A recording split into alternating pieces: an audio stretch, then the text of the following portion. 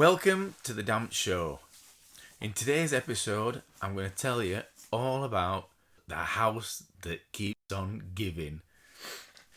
So, while I was looking for a property, what I used to do religiously every Friday, as a lot of people in Barnsley did, were look at the Barnsley Chronicle, which had a property section. And when I'd read Barnsley Chronicle, I'd always get this property section and I'd flick through it. Even when I weren't ready for buying houses, when I was young, I'd always look through this property section. So I knew how much houses were different parts of Barnsley, what sort of 2-bed terraces were going for, what 3-bed terraces were going for, semi-detached, detached. I knew, and in what area. You knew roughly what these house prices were. So my sister said to me, you know that house on Burton Road, why don't you go and have a look at that? And I was like, I'm not bothered. She said, it's been on market for 12 months. So then straight in my head, light bulb came on, and I thought, well, if it's been on market for 12 months, I might be able to make an offer on it, even if it's rubbish. Could do it up and then maybe sell it, in a couple of years, and make a bit of money. So I arranged to go have a look at it with an estate agent. Went into house. House were quite small, but they were like, ivy were coming through ceiling. Needed a lot of work doing to it. And it were up for 64,000. Zamel, 65. I've got brochure somewhere. 64,000. So I thought, well, I'll make a cheeky offer. Of 40,000. So I offered 40. No chance. Don't take 40. So because I wanted it then, I'd seen property and I wanted it. I decided to put another offer in at 46. So I offered 46 and got it. And then hard work had to start. Bought it in November. Got keys in November. First thing I did, on left hand side of property, there's a field that sort of goes all the way down to school. So first thing I did, I cut a load of trees and things like that down, and I put a fence up. And what that did is that shows an intention. So it shows an intent that you're going to take that land and look after it. And if anybody has got any grievances, if it's anybody's land, they can come and they can ask you to take fence down. So this is one way of finding out whether anybody owns any land. So you put a fence up and say, I'm going to, I think it's derelict this land, I'm going to take it over. So you put your fence up, stick your shed up, start looking after land. And that's what's called a possessory title. The work on the house had to start then. So we started clearing everything up. And what I did was I put a roof.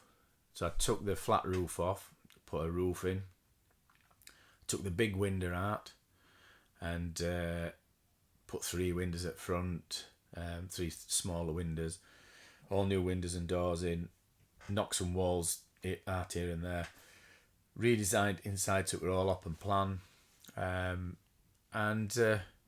it took me around about, what did it take me?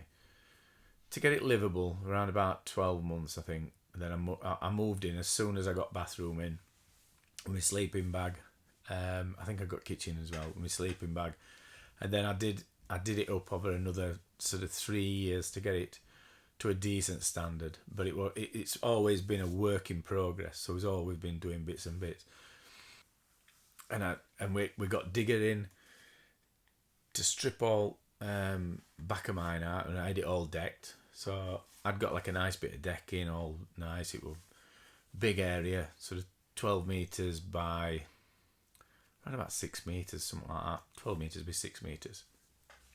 Remember them measurements, because they're going to come in a bit later. And then my next, so we got decking down once Mum had conservatory built, because all muck that we dug out of there, we put it down banking on land that I was looking after, that I was possessory titling. So you'd not forgot about other side.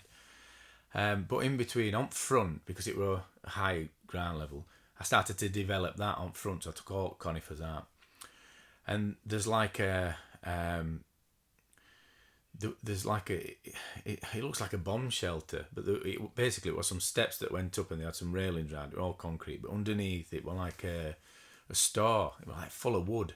So I emptied it all out, and I could remember when we were doing work inside property that when I went under the floor, I could nearly stand up. I could stand up. It was head height down at bottom near front wall, and then it were on like a gradient up to top, like where I am now. Where I'm sat now, so back here there. I'll show you. So there where the door is, you could stand up. That corner behind camera, you couldn't. You had to crouch down a bit. So I had a brainwave, and I thought, it's what I do. Why don't I cut an hole in front of the house? I'll dig this out and I'll convert it into an office and a bedroom. So that was my next project. We cut out there, and when I came in, there were some honeycomb walls there, supporting walls. So we got a steel in.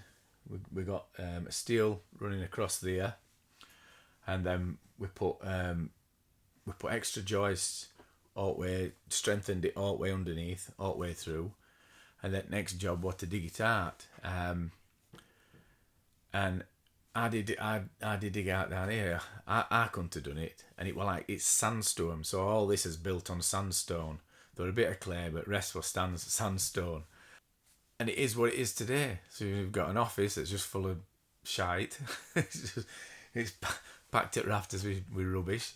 And then a few years later, when we had kids, in fact, only last year, I put a window in front there, so that allows that room to be used as a bedroom. So we've got a window in front. I've had doors put on and all that. So this is still part of giving process. During lockdown, so when we had decking out back, I just thought, well, we hardly use decking now, and it will rot. It started to rot. It's been on up 10 years, and it just started to rot in places. So I took that up, and then we had I took half of it up, and we had a conservatory built. So conservatory was 6 meters by 5 meters. Cost me $8,000 in total to buy it off of guys that fitted it, and then I plastered it all out, and that was brilliant. But it was freezing cold in winter, and it was red hot in summer. So after a year or 2 years, insulated all ceiling, which that was a job in itself. I think somewhere online there's a video of me doing it. I had it sped up. I think there's one of me taking it down as well. There's pictures. Plastered it all out. And it made it warmer. It made it a lot warmer and made it more usable. So kids could use it then. Got a telly in, and it was a nice room. So we had that for quite a while. And then in between, I'd had these plans drawn up to put an extension up back. So I sat in there one day and I'm looking out the window, and I thought, because we've only got a small kitchen, it's not on plan, but we're a small kitchen, and I'm looking out back and thinking, that'd make a good kitchen, decent sized kitchen. So I had these plans drawn up, and it were going to join onto conservatory, which were a plastic roof.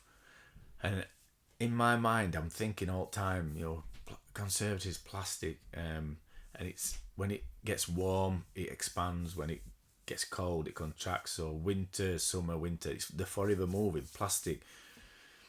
But the guy that did plans assured me this method that he got, that it could be sealed onto it, and he sent me plans through, and we were ready to do it. I dug some footings out, and I did a bit of prelim work, and I thought, well, it's going to be okay. But then I left it and left it and left it, and more I thought about it, basically, I didn't think I had money to build it, because I'm thinking, to build it all the way through roof. Anyway, one day, a thing called COVID happened, and everybody was sat on the bums and stuff. And it was a red hot day, and I sat out front, and I'm looking. I just thought, do you know what? I'm going to ask them to read up plans with alt roof, and I'm going to get on with it. I'm going to get it sorted out.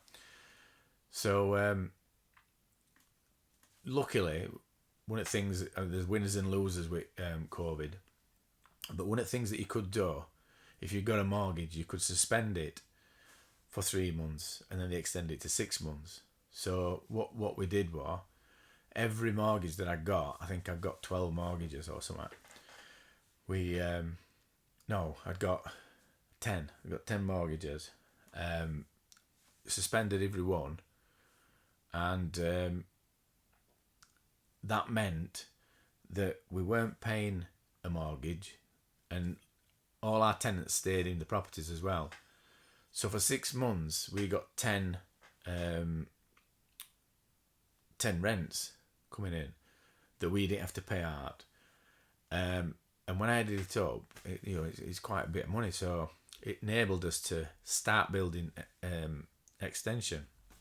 Other stroke of luck, builders weren't working, and one of the lads who I knew were outside. They'd not been working on. They did contracts on roads, and I dropped on him and I says, "Any chance of giving me a price for this? I'm wanting a slab putting down here." Blah, blah. And anyway, he come up and he says, "Yeah, I can get that done. No problem. We'll get it done." And they sorted all groundworks out. And I know if it had been normal working hours resumed, and everybody still going to work, we wouldn't have been able to do it. There's no way we'd have been able to do it, because they'd have been busy. It had cost a fortune. So we got base. And I contacted a mate of mine who were a brickie who worked on sites. All sites were shut down, and he come and I says, "Any chance of doing this building work?" And this were before all shortages started then as well. There's some shortages, but before main shortages started, when everybody went back to work. So Jackson come, and he just worked like a maniac, because he'd not worked for something like 4 months, and we were raring to go. And basically ours is up and down an hill. There were no steps outside. So him and his lads, and it shot up. So extension shot up. We'd got conservatory down, and new extension shot up, and then so over kind of lockdown, we got it built, and I got kitchen fitted. So the kitchen now is full length at back of house. So it's something like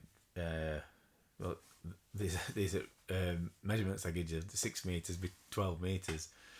So it's a decent sized kitchen, and then we kind of added a treatment room on, which were going to be a guest bedroom. We added a treatment room on the side. So it's gone from an house worth well, I bought it for 46 grand, to an house now that's worth, property itself is worth around about 400,000. I'm tipping it's worth more. Got downvalued by one of surveyor valuers, who I'm not even gonna mention his name, but downvalued it because of overhead cables, which is a load of bollocks. So then with a plot of land that I applied for planning permission, I'll tell you about that in a sec. So we've got that. Downstairs done. That. Next door, he's in a trust for me and my sister. Put that in a trust 8 years ago, so that councils can't take any money off if what happens to my mum when she gets older and has to have care. Because it's in a trust, we put it in a trust over 8 or 9 years ago, because they've worked out hard all their lives. Why should they have to pay and they've paid it all the national insurance and everything. Why should they have to pay and lose their house, the inheritance, what they can give to somebody, to councils? I don't think that's right. But these ways that you can prevent that. So one of the ways is put it in a trust. And they've got 8 or 9 reasons why they've put it in trust. So one of them is if she gets married to another bloke, that we're not going to lose house. There's 8 reasons anyway, so legit reasons why we've put it in a trust. So that can't go anywhere. So we've got that. So possessory title. It takes 12 years. So once you fence your land off, put it in a shed on there, and then you look after it. The stipulations is when you put your fence on, there's one way in and one way out, and you've got key or whatever, you've got the gate, so nobody else can access it, this land, for 12 years, and there's only you who can access it. If it's anybody's land, they'll come forward and they'll say, take them fences down, it's my land. And then you might have an argument, get him to prove it, and you'll take it down. And I had this next door, because I thought that was other side of my land were wasteland, and I thought that for years. I thought nobody owns that, so we'd fence some of that off. And then a lad who I know come and said he'd bought it, so I just took him down, which no drama. And he's built a lovely house. It weren't. He sold plot to somebody else, but they built a lovely house there, and it's fantastic now, and it's a lot better than what it was scrubland, which is what we had outside. So 12 years. You apply to the land registry, but you need to have done a log, photos, dates and times over your 12 years. What's happened over your 12 years? Then you go to solicitors. They'll have a check on land registry. I mean, you can check on land registry, but not all plots of land are registered. So have a check on land registry. They'll do even more checks, and then they'll apply to land registry to have it possessory titled in your name. And it's not straightforward, and it takes years. And if it's not worded properly, they'll keep sending it back and sending it back. At land registry, just take forever with everything. So there's a bit up in top corner as well. Because I gave to my mum and dad, they had to possessory title that bit in top corner that they were looking after. So I couldn't possessory title that bit, which made it even more complicated. And then a few years ago, when my dad passed away, what I did then, put the original land borders back. So where this house was, put it back for in case we ever sell that. That took 3 years through land registry, through COVID and lockdown, but it finally came through, and these borders are back as they were.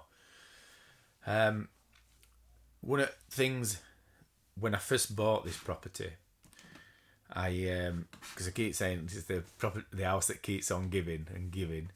So when I first bought it for £46,000, once I'd done initial work and got kitchen in, bathroom in, decorated bedrooms and stuff like that, there's still a lot of work to do. But house prices had gone up, so they doubled in value again. So all house prices were worth like sort of. This were originally for 60, but it were worth more then because we put a proper roof on it, and so it was worth around about 150 or something like that, 160. So what I did was remortgaged it, and I bought a property down on Wakefield Road, and that was my first buy to let. So with money that I got from here, remortgaged and got a great lump sum. So because I'd got that buy to let, that kick-started all the rest of my buy to lets. Because then what I did, when that was finished, we remortgaged and then bought another, remortgaged, bought another, remortgaged, bought another. So it basically Um, a bit other way around. It will buy, refurbish, refinance, but it will kind of other way around. I was sort of remortgaging them and then buying them with money. Probably the wrong way around, because eventually I ran out of cash because banks stopped borrowing in around about 2008. So I had to wait a few years before I started buying houses again. But I've done like sort of some commercials and property and stuff like that. But what's happened now is, because I've lived in here 22 years and we've added all sorts to it. So massive kitchen extension, put new roof on, basement we've put in, done all these other refurbishments and that, steps here, steps outside, all sort of landscape. That's enabled me to sort of remortgage and borrow even more on it. So we can take even more money out of property. And same as what I've done with a few commercials and that, you bring that money out, because it's no good sat in property doing no. All properties that I've got, there's a big insurance policy on it. So if all happens to me, they get paid off anyway. So what's point in having money stuck in property? There's none. It's better in my pocket, ready to be able to buy when I can, or if I can, or if somebody says to me, I've got this property that I want to sell, and I need to sell it fast, so we can kind of do a deal that way. But it's taken a long time to get to that point. It's been patient. But this is why I keep saying it's the house that keeps on giving and keeps on giving. So next door we got sort of land possessory title on land registry, and then I applied for planning permission. So I had plans done for a 4-bedroom property, and we've dug it out all the way down. Every so often I'd get diggers in and we'd take some land away just so we could park on it, because all that were tiered as well. So it's basically on a hill, and so we've done bits at a time. So every so often I've spent a load of money to get that excavated and get to position where we are now. So plans, I mean, that all costed a lot of money. I think plans and getting it all, plan permission passed and everything, that must have been like 30 grand. It's got to be, because actually paying for plans, and then we had to have survey after survey after survey, badges and call, and every one of them were like 500, 800, a grand. So I've spent quite a bit of money doing all that sort of stuff. And then we had to build within 3 years, and I'd left it, and I'm thinking I need to start this project, but I didn't know how to start it. So I was like, how do you start it? And this is where I in lockdown on Clubhouse, and Ellie McKay were on, and they were talking about planning and stuff, and I'd gone on and I said, what do you do to start a project? And she says, you need to get in touch with a planning consultant, because if it's close to date and you lose it, it's going to cost you a fortune to get planning back on. So I says, right. And then she gave me a number for a company in Birmingham, Marrons, I think they called them. Got in touch with them. They looked at planning and they said, right, we need to get this cracking straight away. Cost me about another 10 grand to have different surveys, £900 a month for them, but we got it done in time. We got it done before deadline. Got the build started as well, photographed it, videoed it as well. So now we've got a plot of land for a 4-bedroom house, 290 square meters. Lovely house. Sat there. If I wanted to sell it, I could sell it.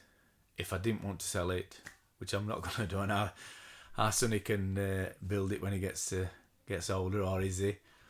But what happens is now we've got this kitchen extension with a lovely view, and sun sets over there, and when that house is built, it's going to block it out, and so that's quandary that I've got, and I don't need to build it, so it's not like I need money. I don't have to. I'd rather have a view. We can't buy that view, especially at night. It's gorgeous.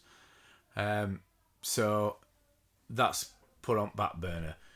But I had to spend a lot of money to get it to that stage. But I look at it as an investment. I've invested that money in that land. You know what I mean? It's somebody could buy that today and start work on it tomorrow if they wanted. They could buy it off me today and start work on it tomorrow. Start building bricks or whatever.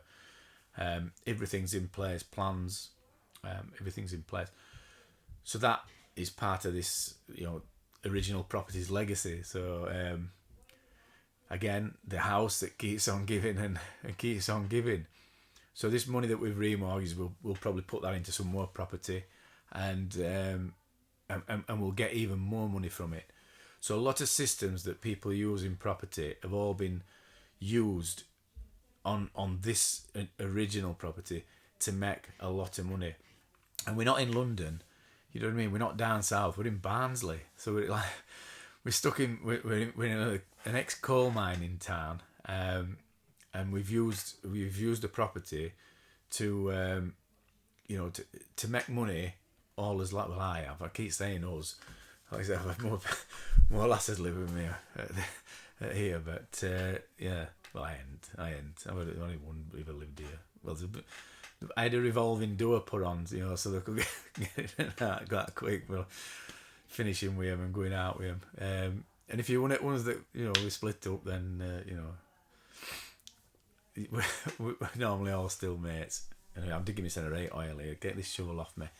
So that's what I'm saying. So a lot of systems have been applied in this one property that people could look at as a kind of case study and use in their properties. Don't just buy first. I mean, I know property prices have gone through the roof now, so and it were a different time back in 2000. But when I was first looking at properties in the 80s, it was a different time then, and I couldn't afford properties then. There were properties that were going for £16,000. And then when I bought my first in '94, I paid £30,000 for it. I probably paid over odds, but it was a gorgeous house, probably worth about £250 now. I did that up over 5 years. But I was talking to there's guys in Barnsley who's bought like 8 houses for 40 grand, £5 a piece. You know what I mean? That Roger Beecroft. That's how he started. Bought 8 houses in Darton for £5 a piece off I think it was a bloke who used to be a footballer, if I remember the story right. And I'd love to get him on here and talk about it, but he won't, because I'd have to get him to put like a disguise on, because I didn't want anybody to recognise him. I don't think, because he can't go out now. He's had that many properties where people's been kicked out and stuff, and they're not very happy with him. So, but he's got some great stories, and on podcast it'd be really interesting. So I just thought I'd tell you about this property and all sort of all money that we've got out of it, using different systems and different applying different systems. So refurbing it, doing a possessory title, using a garden plot to build a property on, extending your property, putting an extension on, using digging down, putting a basement in, all these things. You can look at a property and use all these systems on a different property. It's not going to make you money overnight, but if you're looking at them on the long term, if you're looking at these properties on the long term, then you'll never lose. You'll never lose on a property. Even these people that buy in a recession, there's people that when I was young, when I was 16, about 1980, 82, 83, mortgage rate was 16%. So you were paying, if you had a 100 grand mortgage, you were paying 16 grand back. each year. So that was steep. Now it's 0 point something percent. You probably get a mortgage rate at 2 point something. But this is what I'm trying to say. All them people that had them houses and that, that were in negative equity and had to sell, if they'd hung on to them, somehow been able to hang on to them for, 5-10 years, they'd have got the money back with interest. Because them properties now, look at price now for properties. So what's the average house price? About 200,000 now. I remember when average house price were like, 80 grand, 70 grand. When I, probably even less. My parents had bought property. I think they bought the first house for £400. They weren't cracking, you know what I mean? But we were back to back, 2 up, 2 down. Needed no toilet, no bathroom, but £400 for an house. So what I'm saying is there's still money in property, but you need to learn systems. But I hope you've enjoyed it. I hope you enjoyed me telling you about my house. And listen, it's not Buckingham Palace either. You know what I mean? You need to look round it. All rubbish that we've got stored in. And you go upstairs, it's untidy. Look out front, it looks like a builder's yard. But it's an ongoing project. So, you don't have to do everything at once. Take your time. Do it a bit at a time. Do it when you can afford it. Spend money when you can afford it. So, Damp Sam is going to sign off. I hope you've enjoyed that. If you want to get in touch with me, email me, dampsam@thedampshow.co.uk,